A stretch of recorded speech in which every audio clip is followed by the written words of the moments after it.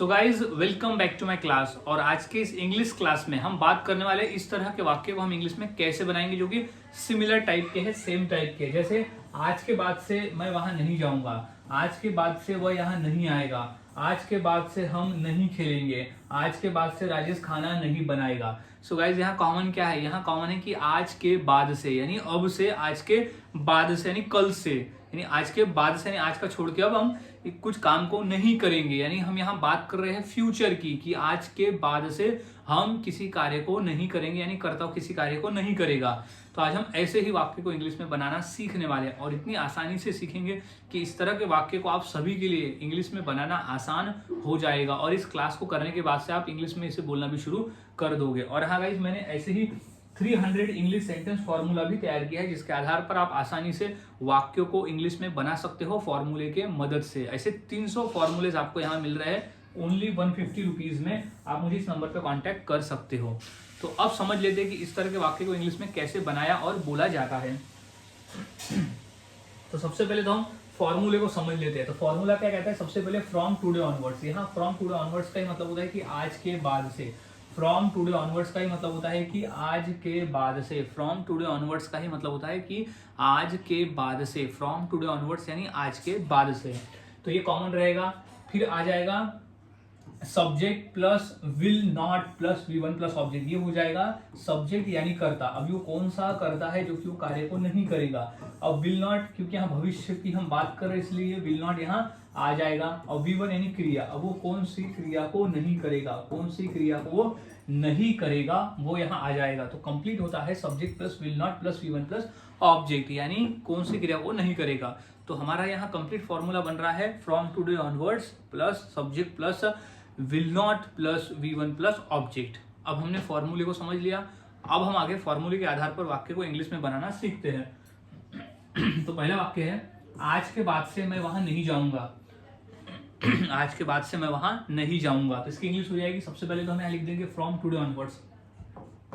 आज के बाद वाली इंग्लिश होती है from today onwards. From today onwards यानी आज के बाद से। तो फ्रॉम टुडे ऑनवर्ड्स आज के बाद से। अब मैं वहां नहीं जाऊंगा तो हो जाएगा आई will not go. I will not गो यानी मैं नहीं जाऊंगा, तो आई विल नॉट गो कहाँ? देयर यानी वहां। तो I will not go there, मैं वहां नहीं जाऊंगा। तो आज के बाद से मैं वहां नहीं जाऊंगा। तो इस तरह से वाक्य बनते हैं। नेक्स्ट है कि आज के बाद से वह यहाँ नहीं आएगा। तो फ्रॉम टुडे ऑनवर्ड्स यानी आज के बाद से। तो फ्रॉम टुडे ऑनवर्ड्स आज के बाद से क्या नहीं होगा? वह यहाँ नहीं आएगा। तो हो जाएगा he will not come here. He will not come here यानी वह यहाँ नहीं आएगा। तो he will not come here. ये हम सीधे हमारा जो फॉर्मूला है वो हम यहाँ लिख देंगे। ही सब्जेक्ट है, विल नॉट नहीं आए, नहीं के लिए है। अब आएगा तो कम हियर यानी यहाँ, तो यहाँ वो नहीं आएगा। नेक्स्ट है, आज के बाद से हम नहीं खेलेंगे। आज के बाद से हम नहीं खेलेंगे। तो आज के बाद से हम क्या बोलते हैं?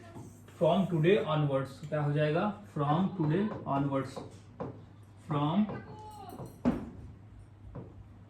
Today onwards. From today onwards यानी आज के बाद से हम नहीं खेलेंगे। तो क्या हो जाएगा? We will not play. हम नहीं खेलेंगे तो वी विल नॉट प्ले यानी आज के बाद से हम नहीं खेलेंगे। अब हो जाएगा आज के बाद से राजेश खाना नहीं बनाएगा। आज के बाद से राजेश खाना नहीं बनाएगा।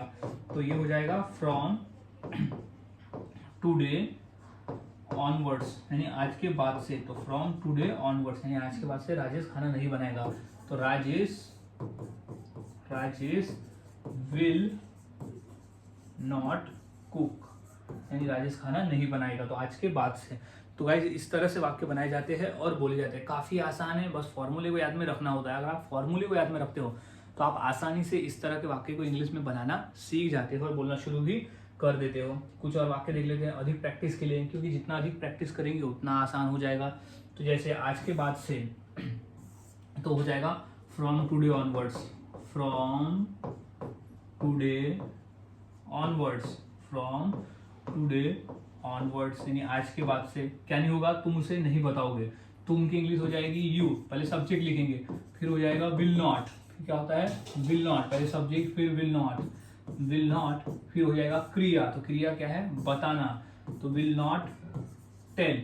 अब ऑब्जेक्ट क्या है उसे, तो विल नॉट टेल हिम, तुम उसे नहीं बताओगे, तो from today onwards you will not tell him, तुम उसे नहीं बताओगे।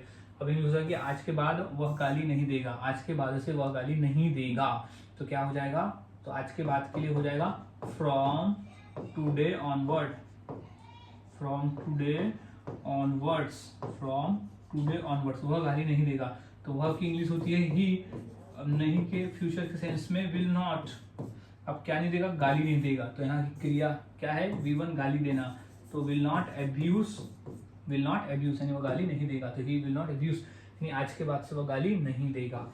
सो गाइस इस तरह से वाक्य बनाए जाते हैं और बोले जाते हैं, काफी आसान है, बस आपको फॉर्मूले को याद में रखना होता है। तो अब इसी फॉर्मूले के आधार पर मैं 2 वाक्य देता हूँ। जैसे पहला है कि आज के बाद से मैं तुमसे बात नहीं करूंगा, और आज के बाद से वह यहाँ नहीं रुकेगा। तो ये 2 वाक्य की इंग्लिश क्या होगी मुझे कमेंट सेक्शन में जरूर बताएं, और वाक्यों की प्रैक्टिस करते रहे, जितना अधिक आप प्रैक्टिस करोगे उतना आपके लिए आसान होगा, और उतने ही आसानी से आप वाक्य को इंग्लिश में बनाकर बोल सकते हो। सो गाइज आज हमने सीखा कि आज के बाद से वाले वाक्य को हम इंग्लिश में कैसे बनाते हैं और किस तरह से हम बोल सकते हैं। तो मिलता हूँ ऐसे ही और नए फॉर्मूले के साथ अगले वीडियो में, तब तक के लिए चैनल के साथ बने रहे, वीडियोस को देखते रहे और इसी तरह से प्रैक्टिस करते रहे।